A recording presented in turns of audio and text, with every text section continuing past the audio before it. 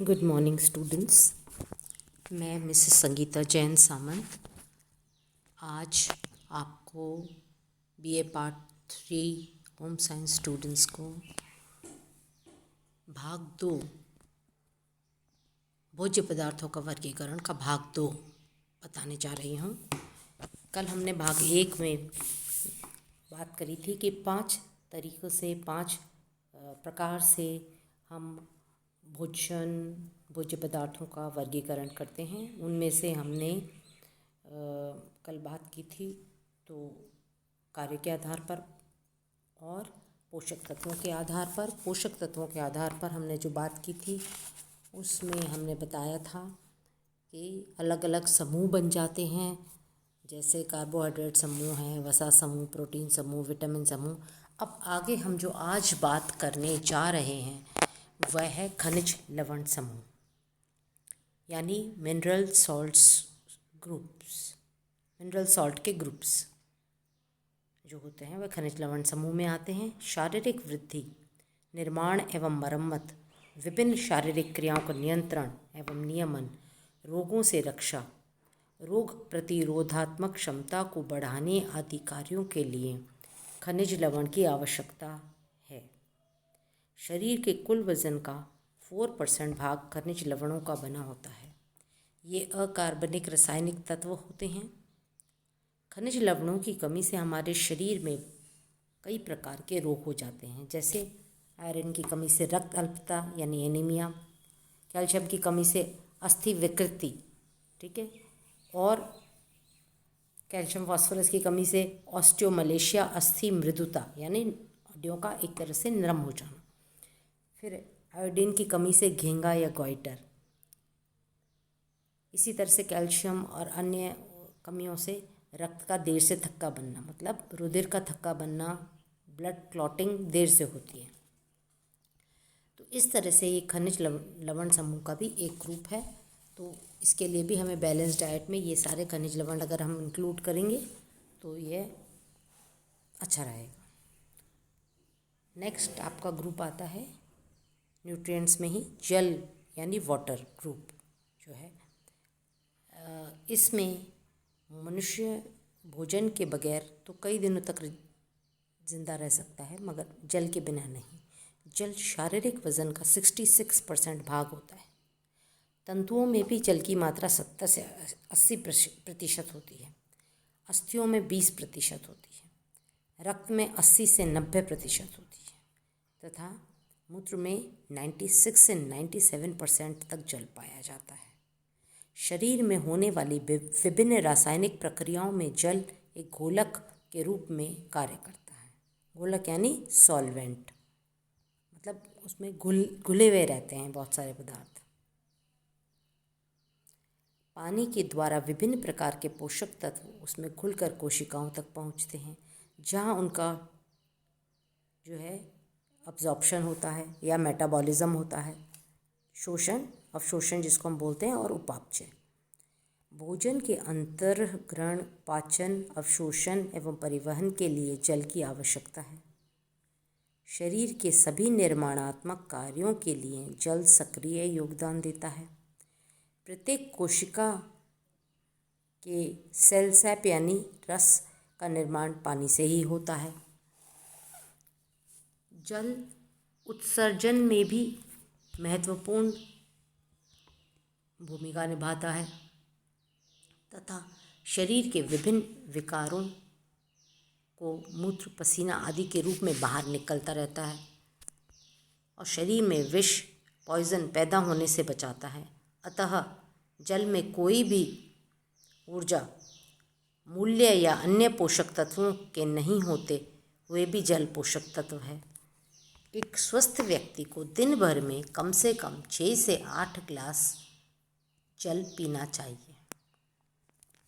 तो ये थी न्यूट्रिएंट्स के आधार पर, पोषक तत्वों के आधार पर भोज्य सामग्री की क्लासिफिकेशन। अब हम बात करते हैं नश्वरता के आधार पर, बेस्ड ऑन पेरिशेबिलिटी, मतलब कितने समय तक एक भोज्य पदार्थ रह सकता है उसके आधार पर। भोज्य पदार्थों की नष्ट होने की क्षमता यानी नश्वरता यानी पेरिशेबिलिटी के आधार पर हम उसको तीन भागों में बांट सकते हैं। पहला है नश्वर नहीं होने वाले भोज्य पदार्थ, मतलब जो नष्ट नहीं होते हैं, नॉन पेरिशेबल फूड्स। दूसरे होते हैं अर्ध नश्वर सेमी पेरिशेबल फूड्स, और तीसरे होते हैं नश्वर भोज्य पदार्थ पेरिशेबल फूड्स। चलिए हम तीनों के बारे में थोड़ा थोड़ा जान लेते हैं। नश्वर नहीं होने वाले भोज्य पदार्थ जो नष्ट नहीं होते हैं, नॉन पेरिशेबल होते हैं, ऐसे भोज्य पदार्थों को हम कई महीनों तक या वर्ष भर तक संग्रहित करने से ये खराब नहीं होते हैं, ना ही सड़ते हैं। अगर अच्छी कंडीशंस में उनको रखा जाए तो इनका कुछ नहीं बिगड़ता है। नश्वर नहीं होने वाले भोज्य पदार्थ जैसे अनाज, दालें, मसाले, अचार आदि। अनाज को सड़ने से बचाने के लिए उसे नमी रहित कर दिया जाता है। अनाज में नमी की मात्रा 10% तक की होनी चाहिए। अचारों, जैम, जेली, शरबत आदि को संग्रहित करके प्रिजर्वेटिव डालकर, जैसे potassium metabisulphite, sodium benzoate, acetic acid आदि डालकर, नमक, तेल, चीनी, हल्दी, मिर्च, इन सबको हम कई महीनों या साल, 1.5 साल तक रख सकते हैं। इनका कुछ नहीं बिगड़ता है, 2 साल भी रख सकते हैं। शक्कर, घी, गुड़ आदि से नमी की मात्रा बहुत ही कम नगण्य होती है इनमें, तो ये भोज्य पदार्थ नहीं सड़ते हैं। पिसे हुए अनाज आदि जैसे आटा, सूजी, बेसन आदि अपेक्षाकृत साबुत अनाज के ज़्यादा टिकाऊ एवं सुरक्षित रहते हैं। अगर उनको पीस देंगे तो उनकी लाइफ थोड़ी ज़्यादा हो जाती है। दूसरी कैटेगरी आती है अर्धनश्वर भोज्य पदार्थ सेमी पेरिशेबल फूड्स, मतलब जो पूर्ण तरह से नॉन पेरिशेबल भी नहीं है और ऐसे भी नहीं कि बिल्कुल ही जल्दी नष्ट हो जाएंगे। ऐसे भोज्य पदार्थ जो 1 सप्ताह से लेकर कुछ महीनों तक संग्रहित करने पर खराब नहीं होते हैं, उनका स्वाद, रंग, रूप आदि में अंतर नहीं आता है, अर्ध नश्वर भोज्य पदार्थ सेमी पेरिशेबल फूड्स कहलाते हैं। जैसे भुने चने, सत्तू, बेसन, आटा, अंडा, नींबू, नारंगी, आलू, प्याज, सूजी, मैदा, पोहा, दलिया, तेलयुक्त बीज, चिप्स, नमकीन, मूंगफली आदि ये अर्ध नश्वर में आते हैं, मतलब सेमी पेरिशेबल। ये कुछ तो 1 सप्ताह तक चलते हैं, कुछ महीनों तक भी चल सकते हैं। तीसरी आती है नश्वर भोज्य पदार्थ पेरिशेबल फूड्स। ऐसे भोज्य पदार्थ जिनको कुछ घंटों से लेकर कुछ दिनों तक के संग्रह किया जा सके, वे खराब हो जाते हैं। अगर उससे ज़्यादा रखा जाए तो उनका रंग, स्वाद आदि में परिवर्तन हो जाता है, वे नश्वर होते हैं। तापक्रम, संग्रहित करने का स्थान, नमी की आदि की उपस्थिति के अनुसार इनका प्रिजर्वेशन या संरक्षण किया जा सकता है, पर ज़्यादा समय के लिए नहीं। दूध अति शीघ्र सड़ने वाला भोज्य पदार्थ है। दही, छाछ, पनीर, मावा, मांस, मछली, हरी पत्तेदार सब्जियां आदि नश्वर भोज्य पदार्थ हैं जो शीघ्र ही सड़ते हैं। मांस, मछली व दूध अति शीघ्र सड़ता है। इन नश्वर भोज्य पदार्थों को सुरक्षित रखने के लिए रेफ्रिजरेटर की आवश्यकता होती है। पकाए हुए भोज्य पदार्थ, हरी सब्जियां आदि शीघ्र ही सड़ते हैं, अतः इन्हें नश्वर भोज्य पदार्थ कहा जाता है। अब हम बात करेंगे उद्गम के आधार पर, बेस्ड ऑन ओरिजिन, मतलब कहाँ से वह प्राप्त हुआ है। इसमें 2 प्रकार के होते हैं, जंतु जगत से प्राप्त भोजन और वनस्पति जगत से प्राप्त भोजन। अगर हम बात करते हैं जंतु जगत से प्राप्त भोजन की, तो फूड्स ऑफ एनिमल ओरिजिन कहेंगे इसको अंग्रेज़ी में। ऐसे भोज्य पदार्थ जो जंतु जगत से प्राप्त होते हैं, जांतव से, एनिमल से, जैसे कि दूध, अंडा, मांस, मछली जांतव भोज्य पदार्थ है। इनमें श्रेष्ठ प्रकार के प्रोटीन पाए जाते हैं और सभी प्रकार के खनिज लवण भी पाए जाते हैं। अब हम बात करते हैं वनस्पति जगत से प्राप्त भोजन, वेजिटेबल फूड्स। वे भोज्य पदार्थ जो वनस्पति जगत से प्राप्त होते हैं, जैसे अनाज, दालें, हरी, पीली, नीली, लाल सब्जियां, आलू, प्याज वगैरह, फल। ये भोज्य पदार्थ में सभी पौष्टिक तत्व जैसे कार्बोस, प्रोटीन, खनिज लवण व विटामिन पाए जाते हैं और मनुष्य को जीवित रहने के लिए आवश्यक भी हैं। तो ये है उद्गम के आधार पर दो, जंतु जगत और वनस्पति जगत। अब हम बात करते हैं आखिरी तरह से वर्गीकरण की,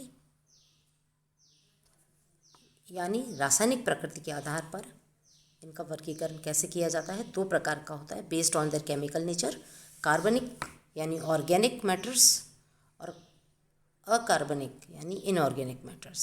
कार्बनिक पदार्थ, अकार्बनिक पदार्थ। अब हम कार्बनिक पदार्थ की बात करते हैं।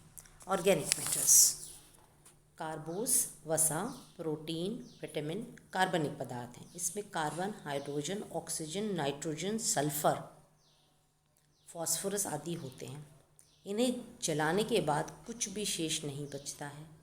इन भोज्य पदार्थों में विद्यमान रासायनिक ऊर्जा को शरीर के अंग यांत्रिक ऊर्जा में बदलकर उपयोग करते हैं। फिर होते हैं अकार्बनिक पदार्थ। अकार्बनिक मतलब इनऑर्गेनिक, खनिज लवण यानी मिनरल सॉल्ट्स अकार्बनिक रासायनिक तत्व होते हैं, इनऑर्गेनिक होते हैं ये। इन्हें राख या ऐश भी कहा जाता है, क्योंकि इनके जलाने के पश्चात जो कुछ बचता है वह अकार्बनिक तत्व ही होता है। इन अकार्बनिक तत्वों में शरीर निर्माणात्मक, सुरक्षात्मक, नियंत्रणात्मक एवं नियमन की अभूतपूर्व क्षमता होती है। ये शरीर को रोगों से बचाते हैं। कैल्शियम, लोहा, मैंगनीज, तांबा आदि खनिज लवण हैं और ये अकार्बनिक पदार्थ भी हैं। तो ये है आपकी भोज्य पदार्थों की वर्गीकरण। 5 तरह से हमने आपको वर्गीकरण बताया है। पहला कार्य के आधार पर, दूसरा पोषक तत्वों के आधार पर, तीसरा नश्वरता के आधार पर, चौथा उद्गम के आधार पर और पांचवा रासायनिक प्रकृति के आधार पर। धन्यवाद।